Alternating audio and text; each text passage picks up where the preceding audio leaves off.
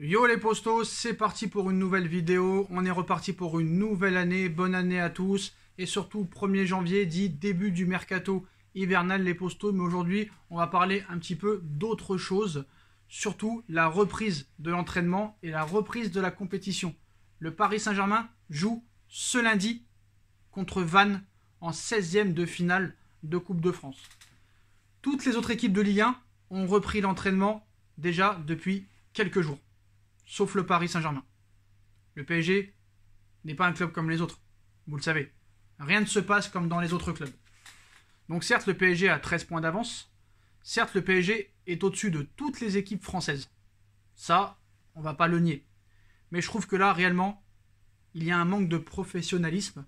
Et je suis très inquiet pour le 15 février prochain et ce match contre le Real Madrid. Parce qu'on voit qu'avec Pochettino, ça ne marche pas. Il n'arrive pas à trouver la solution. Les joueurs ne l'écoutent pas. Les joueurs ne sont pas réceptifs. Il n'y a pas de travail.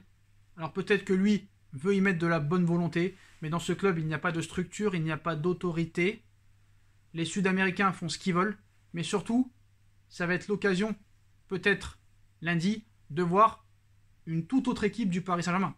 Parce que quand vous voyez l'absence de joueurs nombreux qu'il y a pour lundi, c'est totalement incroyable. Donc, comme je vous l'ai dit, le PSG joue lundi face à Vannes.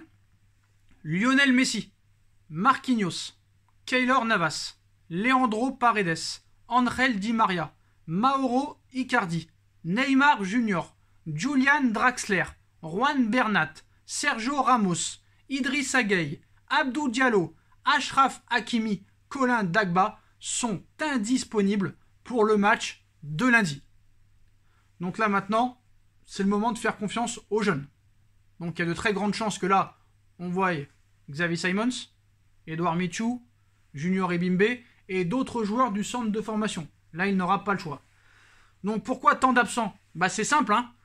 Comme Lionel Messi, Marquinhos, Keylor Navas, Leandro Paredes, Di Maria et Mauro Icardi sont partis en vacances à l'étranger, et comme tous ces gens-là sont les copains un petit peu à Lionel Messi, on leur laisse plus de temps de repos. Ça, c'est sûr et certain. Donc eux, c'est très simple. On leur a dit, vous savez, on joue le 3 janvier, donc vous revenez le 2. C'est totalement logique. Et ça prouve bien qu'on est un grand club, là. Donc je pense qu'un petit peu, on ne sait pas où on va, et je pense qu'on se ment à nous-mêmes en ne respectant pas nos adversaires. Après, ça peut être un mal pour un bien.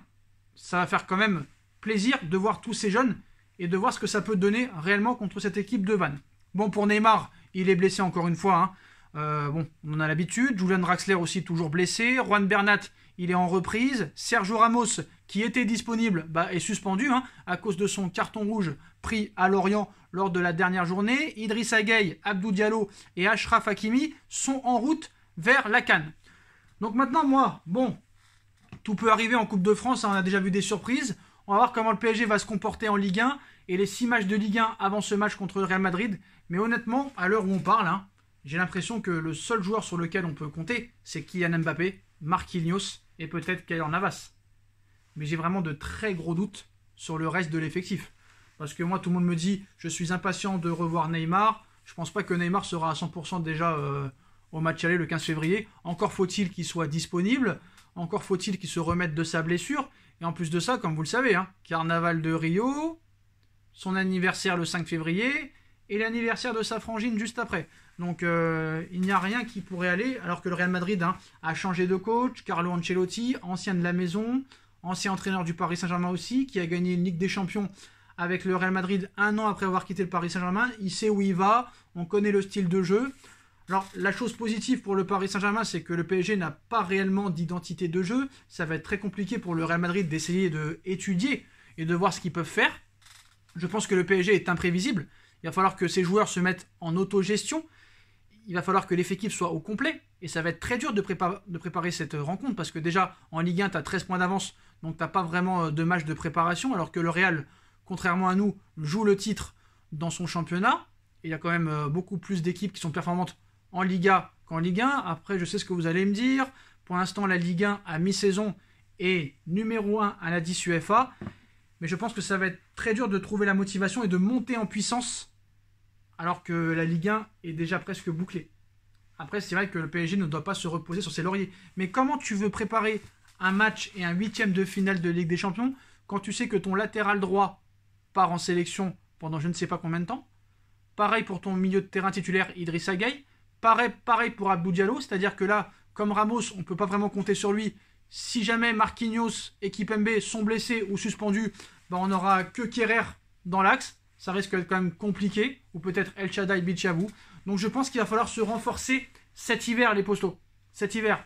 Alors au milieu de terrain, on a parlé de James Rodriguez, on a parlé de Paulinho. Ce sont vraiment seulement les deux pistes. Il y a aussi Sergei Milinkovic-Savic, mais je ne le vois pas partir dès cet hiver. Donc ça va être compliqué. Honnêtement, ça va être compliqué. Il y a beaucoup de supporters du Paris Saint-Germain qui sont négatifs. Parce qu'on voit que le PSG, réellement, maintenant, c'est devenu un parc d'attractions.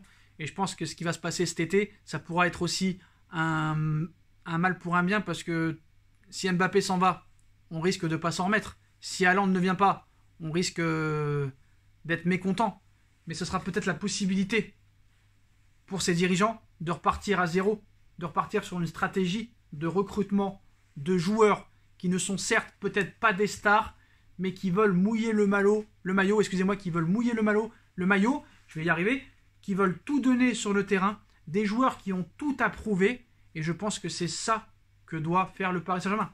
Mais je pense que le PSG ne le fera pas cet été. Pourquoi? Parce que si Mbappé s'en va et que Haaland ne vient pas par exemple, ils vont vouloir quand même lancer du lourd. Ils vont peut-être tout mettre sur un Sadio Mané, ou peut-être tout sur un Mo Salah. Il y a des joueurs comme aussi Dybala qui sont gratuits. Peut-être pourquoi pas tenter un Riyad Mahrez ou peut-être un Marcus Rashford. Tout est possible avec le Paris Saint-Germain. On verra ce qui se passera, mais je pense que le PSG doit se réveiller et le PSG doit tout faire, que ce soit Leonardo, que ce soit Jean-Claude Blanc, que ce soit Nasser Al-Khelaifi, que ce soit Doha, que ce soit même Pochettino, ou que ce soit même le supporter. Éviter ce qui ne doit pas arriver contre le Real Madrid. Parce que je pense que personne ne s'en remettra si on est éliminé contre le Real Madrid. Et surtout qu'à quelques mois de leur Coupe du Monde, ils vont recruter à tout va l'été prochain. Ça, c'est sûr et certain. C'est pas pour rien que Nasser Al-Khelaifi s'est bien mis derrière Séphérine pour être tranquille au niveau du fair play financier. Donc on verra ce qui se passera. On parle aussi de Ousmane Dembélé. On parle de beaucoup de joueurs. Il va se passer beaucoup de choses. Mais malheureusement, pour l'instant, on est au mois de janvier. Ce match va arriver dans moins de 5 semaines ou moins de 6 semaines maintenant. Il va falloir être prêt. Et comment tu veux préparer un match sans ton milieu de terrain, sans ton arrière droit, sans un défenseur central? En plus de ça, il y a Rafinha qui est parti. Il y a peut-être d'autres milieux de terrain qui est parti. Wijnaldum, pour l'instant, ne ressemble pas à grand-chose. Verratti fait un match sur 4. Paredes fait un match sur 3. C'est compliqué, honnêtement, c'est compliqué. Alors, le Real, certes, n'est pas non plus impressionnant, mais ils ont une structure, ils ont une identité de jeu, on sait où ils veulent aller, ils jouent en contre, hein, rien de surprenant. Donc, on verra ce qui se passera, mais je suis très inquiet pour le Paris Saint-Germain et je pense quand même qu'il faut absolument se renforcer cet hiver. Chose qui n'est pas évidente, parce qu'il ne faut pas prendre des joueurs pour prendre des joueurs. On verra ce qui se passera, les postos. Dites-moi en commentaire ce que vous en pensez. On like, on partage, on commente, on s'abonne, mais je trouve que c'est pas très professionnel de jouer un match de Coupe de France le 3 janvier et de dire à tous les Sud-Américains de revenir le 2. Voilà, bref. C'est pas moi l'entraîneur, c'est pas moi le président, c'est pas moi le patron, c'est pas moi le propriétaire. Dites-moi en commentaire ce que vous en pensez. On like, on partage, on commente, on s'abonne et on se retrouve très vite pour une nouvelle vidéo les postos. Tchuss.